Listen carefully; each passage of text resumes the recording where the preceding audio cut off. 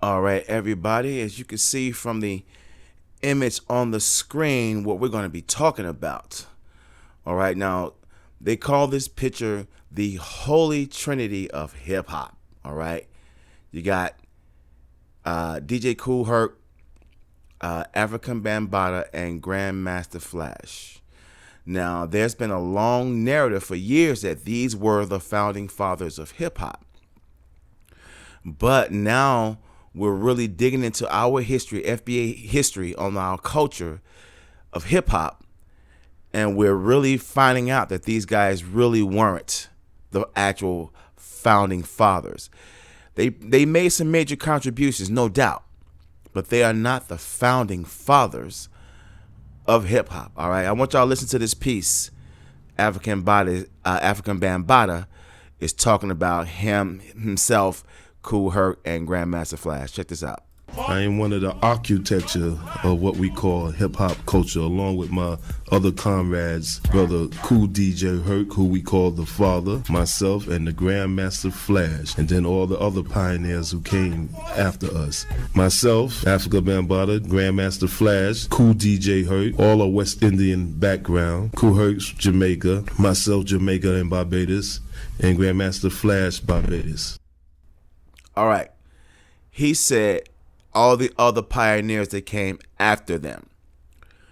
All right, now, from what I've been hearing and seeing and researching online is that hip-hop has been going on before these guys even got involved with it or decided to get involved with it.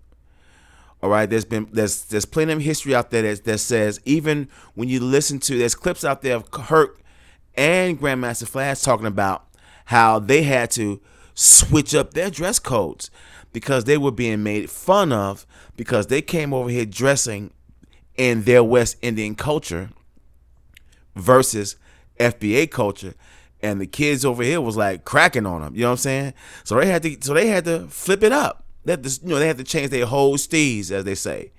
All right, okay. So where this is coming from, I don't know, but it's not fair for someone to come in our house, steal from our house, and then say it's their house. All right? I don't get it. All right? We don't have any problem with anyone else's culture.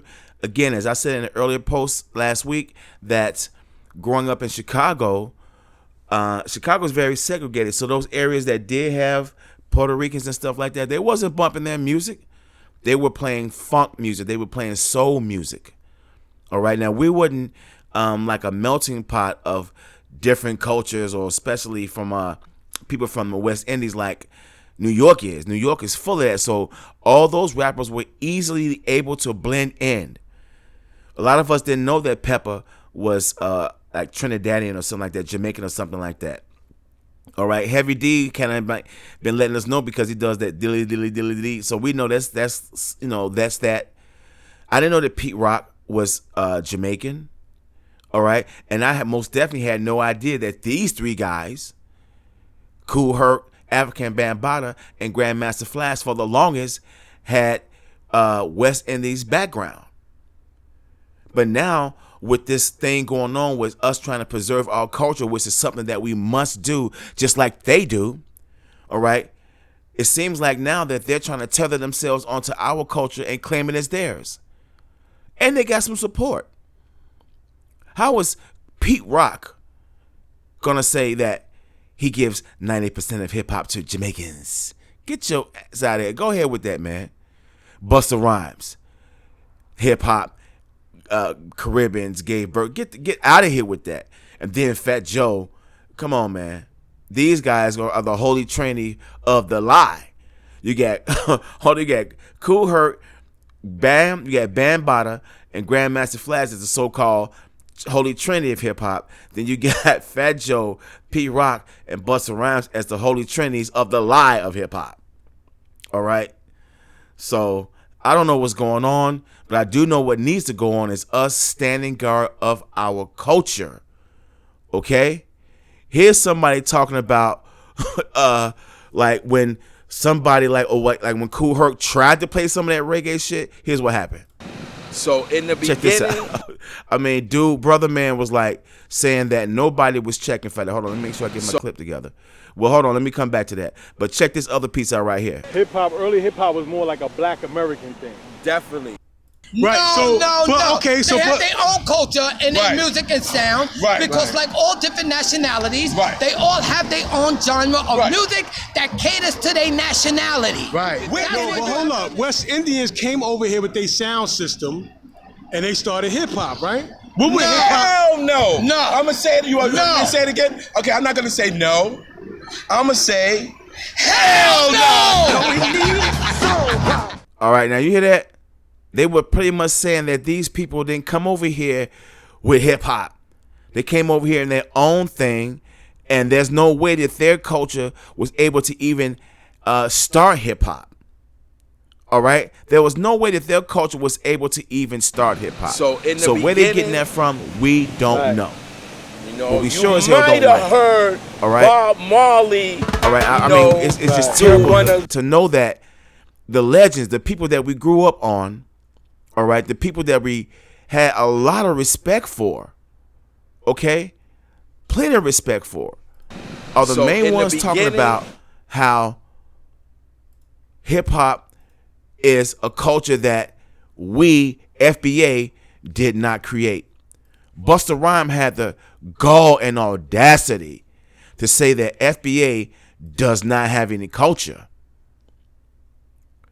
How the hell do you say that FBA does not have any culture when you're actually participating in the culture that we created? Again, you were one of those people that was able to mask yourself amongst us, because if you're just walking down the street and see Busta Rhymes, you wouldn't know that he's Jamaican or Trinidadian or whatever he is. And then he's got the nerve to say that he's seen some Hispanic, and that I guess that Hispanic felt proud of being Hispanic in front of blacks, and that made him come out and feel more proud to be himself. Man, we wouldn't have gave a damn. We like it when people keep it real with us. So that lets us know that you were hiding amongst us. All right? Tethering yourself amongst us. Learning our slang, learning our dress, learning the way we wear, the way we braid our hair, because that's all you ever done. Get our God body knowledge. That didn't come from Caribbean culture. Nobody's over there talking God body knowledge. Cool out, dog. All right? Everyone tethers themselves on our culture. Now, let's say this. Where is the hip-hop influence in Jamaica? P. Rock said they were rapping over these beats in the late 60s, early 70s in Jamaica. And he brought that over here. Talking about Kool Herc, he brought that over here and introduced that as Jamaican hip-hop to New York. Where is the proof of that? And where is it that Kool Herc said that? Pete Rock? Come on, man. Where is it that that Kool DJ Herc said that? And listen at that name, Kool DJ Herc. He must have got his name from Kool DJ Red Alert. All right? Because Kool DJ Red Alert been around a long time. All right? So listen to how he just biting his name from our FBA people. Now here's that clip when I was talking about earlier about how when Kool Herc was trying to play Jamaican music and they'd be like, turn that off. Check this out. So in the beginning, Right. you know, you might have heard Bob Marley, Right. do one or two things on the radio, maybe. Right. But as far as going to a party and listening to it, everybody be like, yo, turn that shit off. Right. You see what I'm saying? That's actually how it was. We wasn't rocking with that, man. I know from Chicago, from my own experience. I grew up as a teen in the 80s. All right, so parties that we went to, they wasn't playing reggae music. There were reggae clubs. Like one club called the Wild Hare. It's very popular up north in Chicago. But that wasn't one that we was always going to. All right? The dominant music in Chicago was house music, most definitely R&B, and new hip-hop. Those were the dominant music cultures in the city, at that time. And if somebody did play some reggae music, yeah, a song or two, but man, you can't have the whole set playing that. We'd be like, turn that shit off, straight up. All right, especially Latin music, we didn't understand, so we would be like, don't even try to play that shit around us. All right, everyone assimilates to us. Where is it in the world do you see anyone, even today in 2022? I'm sorry, where do you see today in 2022 where anyone's assimilating Caribbean culture? Yeah, again, we eat Caribbean food. People eat curry goat and jerk chicken and stuff like that. All right. We eat Latin food, all right? But that's as far as we go into your culture. We don't dress like y'all. We don't try to copy y'all slang, y'all swag. We try to do nothing. We let y'all have your own thing to yourself. But you all tether on to every bit of our culture. The way we dress, the way we wear our hair, the way we talk, our street slang, our music, our dance, everything we do, you all tether onto it. You don't see us out there trying to emulate, assimilate, or imitate West Indies culture. We only dibble and dabble in the food, and we may date somebody from over there. That is as far as we go. All right, so all this talking about we don't have any culture. Are you freaking crazy? You mean to tell me Berry Gordy, who founded Motown Records, had no culture? You're gonna tell me that Motown Records has its background and influence in Caribbean, West Indian background, culture? Let's get real now. Let's get for real. You mean to tell me all these record labels before the Def Jams, all the independent black labels that was doing R&B, that you all were biting, because history shows that Jamaicans were doing and having R&B music imported over there to them. They were biting our culture, covering all of our great songs from our FBA people over here. So tell me, Pete Rock, where is it? Where's the proof that Jamaicans or whoever, West Indian people, whatever it is, were rapping over beats in the late 60s, early 70s? You can't just say that shit without proving it. You have to have proof, fam. Okay? And I believe if Heavy D was still here, rest his soul, he would have checked your ass on that. Heavy D seemed like the type of big cousin, because I know y'all related. He would have checked you on that. Let's get this straight, man. Let's get this straight. Now check this question out. One of our Michael, and also I want to say shouts out to Michael Wayne TV, because that's where these clips are coming from, and that's actually where this image that you see comes from as well. Here's a question that he asked one of the OGs of hip hop. I know, like. Hold on, let me make sure I get this turned up now. I know, like. Hold on, give me a second now. Let me play around with this American right and Caribbean people, we all one. West Indian people, we all one. The story is that we came from Africa. All right, let me take that back. I want y'all to hear this. Check this out. I know, like, as far as, Black American and Caribbean people, we all one. West Indian people, we all one. The story is that we came from Africa, and they stopped some off in the Caribbean, and they became Jamaican, they became Haitian. True. And then they took some of the Africans, True. and they brought them to America. And True. we became Black Americans, African Americans, whatever. So we basically all came from, we African descendants. My question to you is, as far as early hip hop, like, because they tried to make it seem like hip hop began from 3 West Indians. 100 years from now, people looking at that would say, wow, hip hop was a West Indian thing maybe. People might conclude that. 100 years from now, that hip hop was a West Indian thing. So my question to you is, early hip hop, was it a West Indian feel? Not at all. Not at all. All right.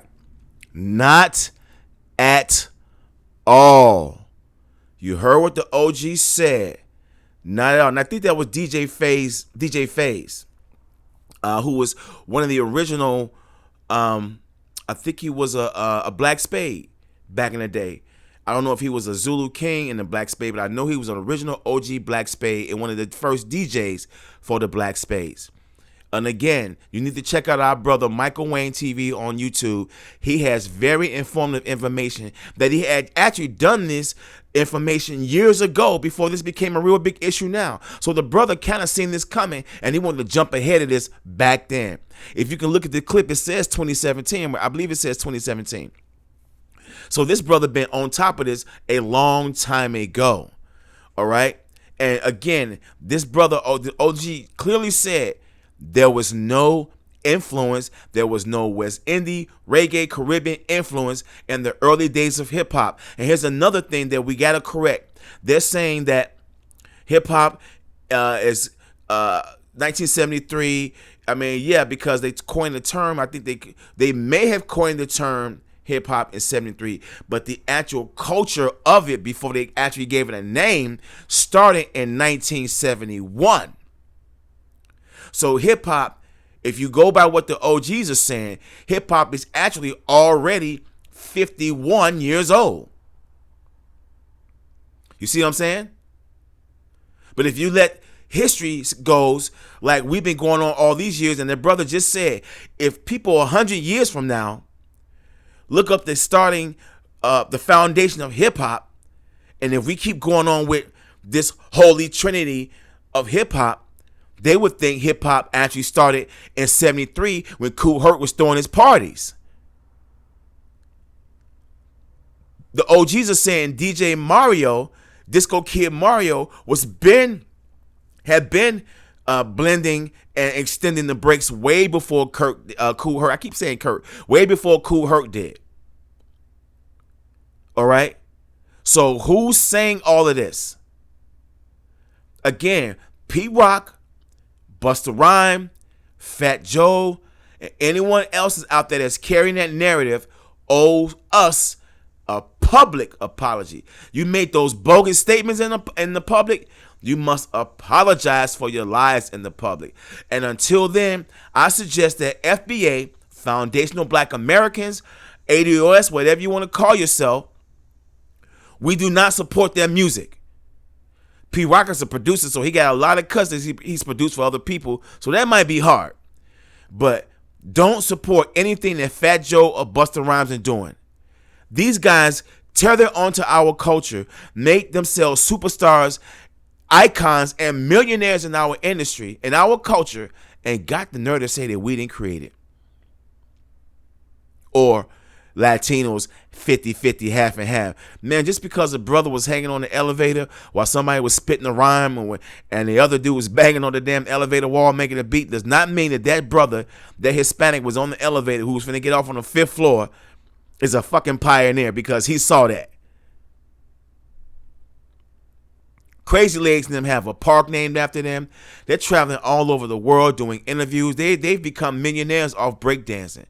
And again, they made breakdancing very big in the 80s. And I bigged them up for that. That is their contribution. But they didn't start breakdancing. All right? They did not start breakdancing, man. They did not set it off.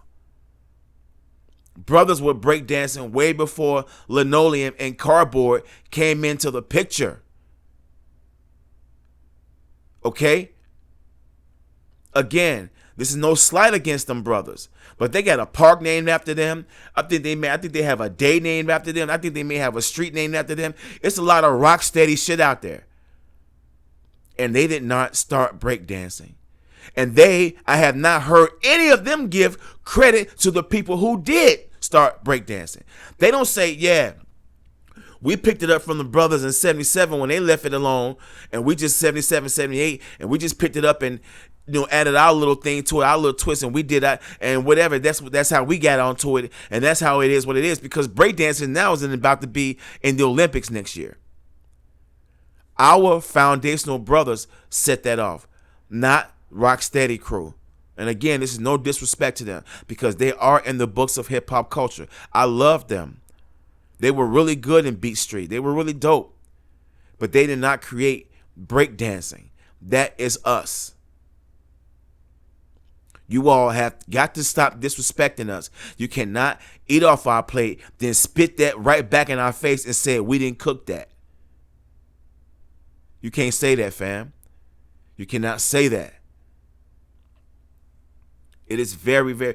Listen to African Bambaataa one more time, y'all. Check out what he's saying. I am one of the architecture of what we call hip-hop culture, along with my other comrades, brother Kool DJ Herc, who we call the father, myself, and the Grandmaster Flash, and then all the other pioneers who came after us. Myself, Africa Bambaataa, Grandmaster Flash, Kool DJ Herc, all are West Indian background. Kool Herc's Jamaica, myself Jamaica and Barbados, and Grandmaster Flash Barbados.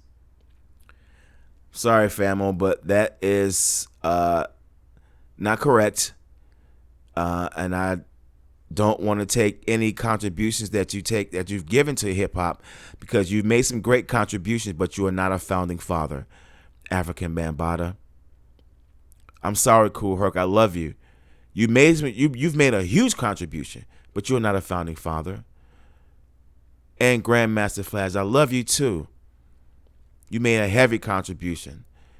I mean, the great records that the Grandmaster Flash and the Furious Five put out, the great music that African Bambaataa put out with Planet Rock. I mean, that took hip hop up another notch at that time. I remember growing up. This is the two things I'm gonna say about Grandmaster Flash and African Bambaataa, because I didn't know nothing about Kool Herc till later on. But in the early 80s, I was already up on Grandmaster Flash and the Furious Five and African Bambaataa, because I lived in these shitty-ass projects on the south side of Chicago on the low end called Stateway Gardens. All right? These projects were the fucking worst in 1981, 82, and early 83.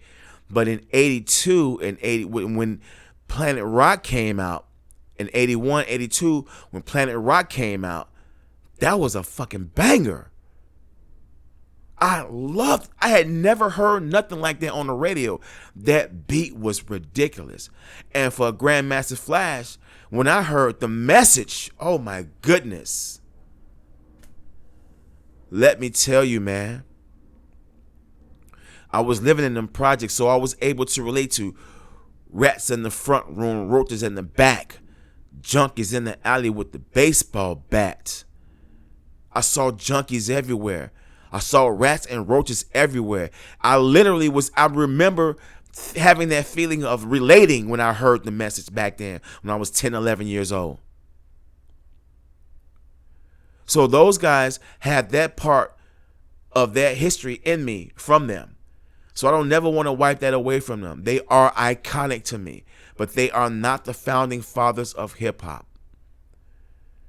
They have made major contributions, just like the Latinos have. Again, I'm not taking nothing away from the Rocksteady crew and all those Latino crews that's been breaking and graffitiing. I mean, I'm not taking nothing away from y'all, because you all made those parts that you contributed part of the elements, and made it a part of the staples of culture. Graffiti writing, breakdancing, MCing, DJing, and the actual street knowledge. You know, having the street, being street smart and having the street knowledge and putting all that together is hip hop culture. Yeah, man. I love y'all for what y'all did, but you're not the founding fathers. And I'm going to say this. These guys are still alive. It's not like any of them are gone and they can't stand up and speak for themselves. Kool Herc, Bam, and Grandmaster Flash can come out and wholeheartedly debunk all this nonsense themselves. They can easily be like, hey, man, that ain't what it is. But they allowed this to happen. They allowed this long-ass lying history to go for a long time. I seen a clip today where KRS-One, the so-called teacher, and I love him, but he said that Grandmaster Flash is not only a DJ, he's an inventor. He invented crossfades on mixers. What type of bald-faced lie is that, man? Really, Chris? Your knowledge reigning supreme over nearly everyone? You saying that fucking lie right there? Nah, fam. Not at all. Not at all. I'm going to tell you what I remember about Grandmaster Flash and this mixer. When the scratching technique transforming, it's a big, one of the early 90s scratching technique. I think he was all over TV talking about the way he transformed. And he had a deal with, I think, with Gemini. And they made a Grandmaster Flash line of mixers. If I'm lying, somebody look that up. But they made a Grandmaster Flash line of mixers. And they would have his signature on it. And they had like this little function, like this little knob that allowed you to do the transforming technique while you're scratching. Now, I do remember that. But crossfaders, if you look at my man Michael Wayne TV, if you look at some of his videos, he's speaking to Cool DJ D, who had a crossfader in early 1971, 72, 73.